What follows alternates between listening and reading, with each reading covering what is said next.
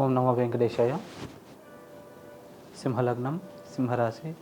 ఈ యొక్క సింహలగ్నానికి లగ్నాధిపతి అయినటువంటి సూర్యభగవానుడు 7వ ఇంట్లో సంచరిస్తూ ఉండడం వల్ల వివాహ ప్రయత్నాలు చేసే వాళ్ళకి వివాహం పరంగా మంచి అనుకూలత లభించే అవకాశం ఉంది. కాబట్టి ఈ సమయంలో వివాహ ప్రయత్నాలు చేస్తే కనుక 100% మీరు ఎవరైతే కోరుకుంటున్నారో ఆ స్పెసిఫికేషన్కి తగ్గ వరుడైతే వధువైతే వరుడు తొందరగా లభించే అవకాశం ఉంటుంది. కాబట్టి సద్వినియోగం చేసుకోగలరు. ముఖ్యంగా రవి దశలు అంతర్దశలు నడిచినట్లయితే ఈ యొక్క ప్రభావము 100కి 100% జరిగే అవకాశం ఉంది. అలాగే వ్యక్తిగత జాతకంలో కుంభరాశిలో కానీ సింహరాశిలో కానీ సూర్యుడు ఉన్న ఈ ప్రభావాలు 100కి 100% జరిగే అవకాశం ఉంటుంది. కాబట్టి ఈ విషయాన్ని గమనించగలరు. అలాగే స్టామినా, ఇమ్యూనిటీ ఇట్లాంటివి బాగా పెంపొందే అవకాశం ఉంది. అలాగే దేహదారుఢ్యత, శరీర దృఢత్వం, మానసికంగా కూడా చాలా స్ట్రాంగ్గా ఉండగలుగుతారు. అన్ని పరాలకు కూడా యోగించి లాభించే శుభ పరిణామాలని ఇచ్చే అవకాశం ఉంది. పార్ట్నర్షిప్ బిజినెస్లు ఉంటే కనుక మీరు ఆ బిజినెస్లో బాగా రాణింపు ఉండే అవకాశం ఉంది. మీ పార్ట్నర్స్ మీరు ఏదైతే అనుకుంటున్నారో అది చేయడానికి తగ్గ సహాయ సహకారాలు అందించగలుగుతారు.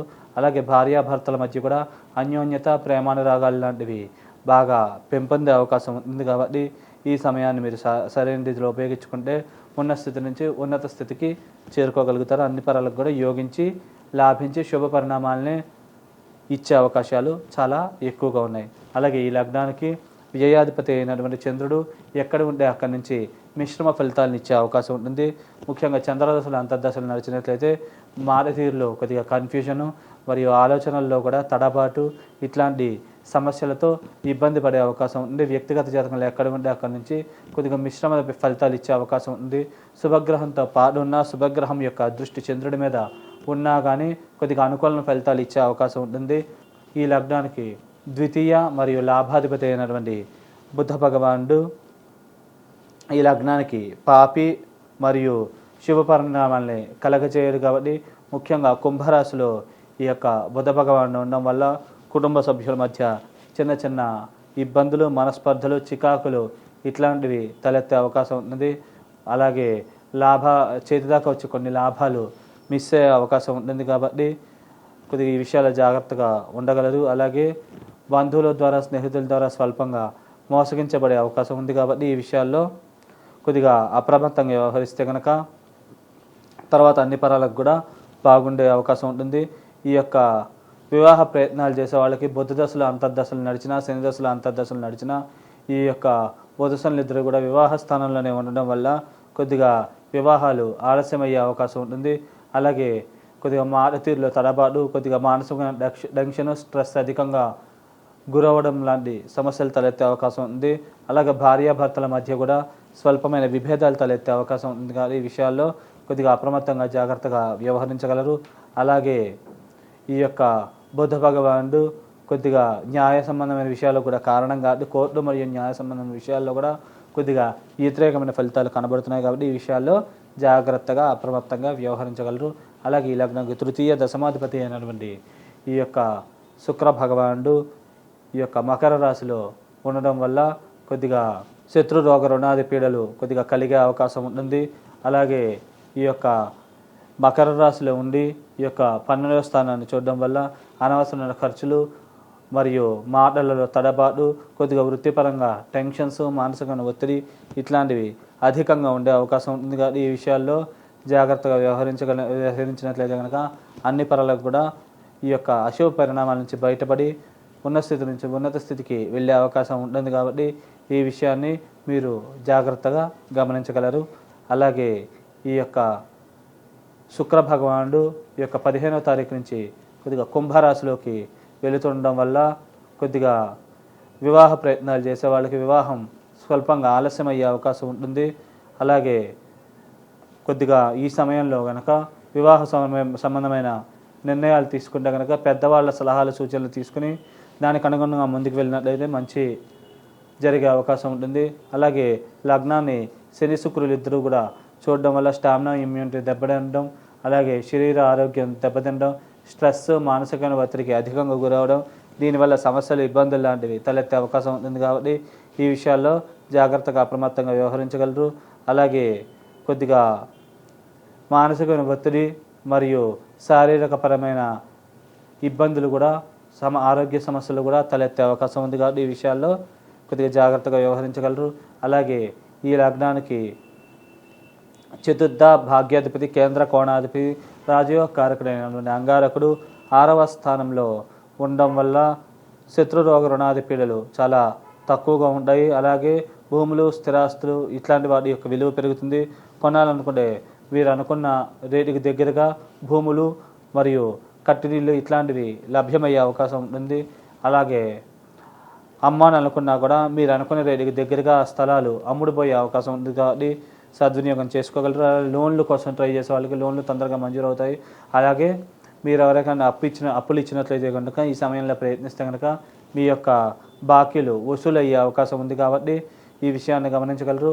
అలాగే భాగ్యాభివృద్ధి, నిల్వధనం పెంపొందడం, దైవికమైన బలం శక్తి పెంపొందడం, చేసే సద్వ్యయంగా కావడం మరియు సెల్ఫ్ కాన్ఫిడెన్స్, ఇమ్యూనిటీ లెవెల్స్ బాగా పెరగడం లాంటి శుభ పరిణామాలు ఇంకా పెంపొందే అవకాశం ఉంది. కాబట్టి మీరు ఈ సమయాన్ని సరైన రీతిలో సద్వినియోగం చేసుకుంటే ఈ యొక్క ఫలితాలని పరిపూర్ణంగా పొందగలుగుతారు.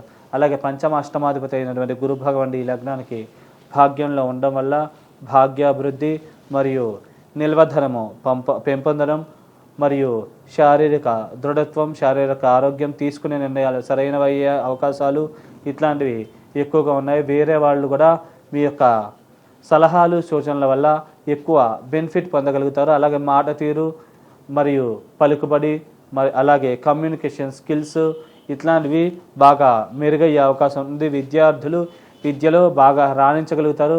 వాటిల్లో బాగా పేరు ప్రఖ్యాతులు తొందరగా తెచ్చుకోగలుగుతారు. మంచి మంచి ర్యాంక్స్ కూడా కొట్టగలుగుతారు. కాబట్టి మీరు ఈ సమయాన్ని సరైన రీతిలో ఉపయోగించుకున్నట్లయితే కనుక ఈ పరిపూర్ణమైన ఫలితాలని మీరు పొందగలుగుతారు.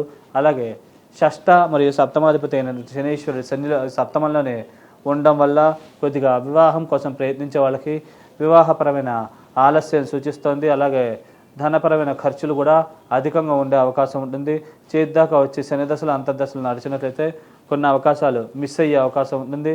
అలాగే ల్యాండ్ మరియు భూములకు సంబంధించిన చిన్న చిన్న లిటికేషన్స్, ఇబ్బందులు ఇట్లాంటివి క్రియేట్ అయ్యే అవకాశం ఉంటుంది. కాబట్టి శని దశలు అంతర్దశలు నడిచినట్లయితే తగు జాగ్రత్తలు తీసుకుంటే కనుక ఈ యొక్క అశుభ పరిణామాల నుంచి బయటపడి మీరు ఏదైతే అనుకున్నారో ఆ యొక్క కార్యాలని సకాలంలో పూర్తి చేయగలుగుతారు.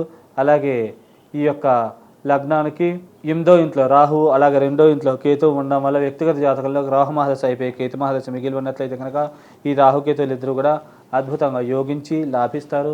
మంచి శుభ ఫలితాలని, అనుకూలమైన ఫలితాలని ఇచ్చే అవకాశం ఉంది. కాబట్టి మీరు సమయాన్ని ఉపయోగించుకోగలరు. ముఖ్యంగా కోర్టు మరియు న్యాయ సంబంధమైన విషయాల్లో అనుకూలమైన ఫలితాలు, తీర్పులు ఇట్లాంటివి వచ్చే అవకాశం ఉంటుంది.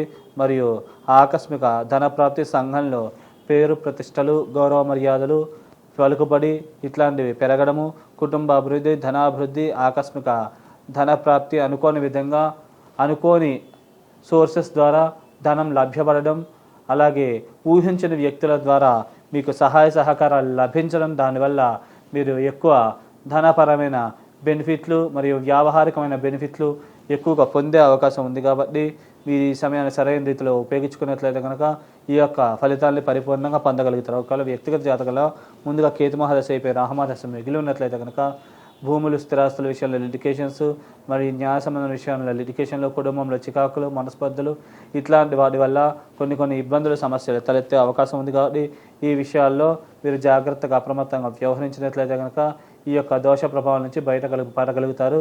అలాగే మీకు ముఖ్యంగా ఈ సమయంలో గోల్డ్ ఆర్నమెంట్స్ మరియు భూములు, స్థిరాస్తులు ఇట్లాంటివి కొనుగోలు చేసే అవకాశాలు చాలా ఎక్కువగా ఉన్నాయి. కాబట్టి ఈ సమయాన్ని సరైన విధంగా ఉపయోగించుకున్నట్లయితే కనుక పరిపూర్ణంగా ఈ యోగాలను పొందగలుగుతారు. అలాగే రాజకీయ నాయకులకు కూడా రాజకీయ పరంగా మంచి గుర్తింపు, రాణింపు అధికంగా ఉంటుంది.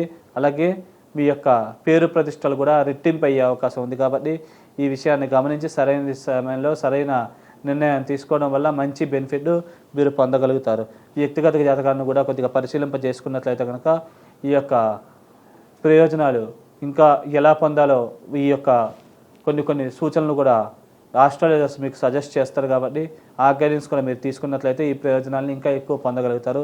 అలాగే మీరు ఈ దోష ప్రభావం నుంచి బయటపడి మీరు ఉన్న స్థితి నుంచి ఉన్నత స్థితికి చేరుకోవాలనుకుంటే కనుక మీరు శ్రీరామ రామ రామేతి రమే రామే మనోరమే సహస్రనామ తత్తుల్యం రామనామ భరాణి ఈ యొక్క శ్లోకాన్ని కూడా 11 సార్లు కానీ 21 సార్లు కానీ 54 సార్లు కానీ ఇది పఠించి మీరు బయటికి వెళ్ళడం వల్ల మీరు అనుకున్న రంగంలో తొందరగా విజయాలు సాధించగలుగుతారు. అలాగే మీరు నల్ల నువ్వులు మరియు పెసలు ఈ రెండు కలిపి బాగా ఉడకబెట్టి బెల్లంతో పాటు ఆవుకి శనివారం కానీ బుధవారం కానీ రెగ్యులర్గా తినిపిస్తూ ఉన్నట్లయితే కనుక ఈ యొక్క దోష ప్రభావం నుంచి పరిపూర్ణంగా బయటపడి మీరు ఏదైతే అనుకున్నారో ఆ పనులను మీరు సకాలంలో సాధించగలుగుతారు. శుభం.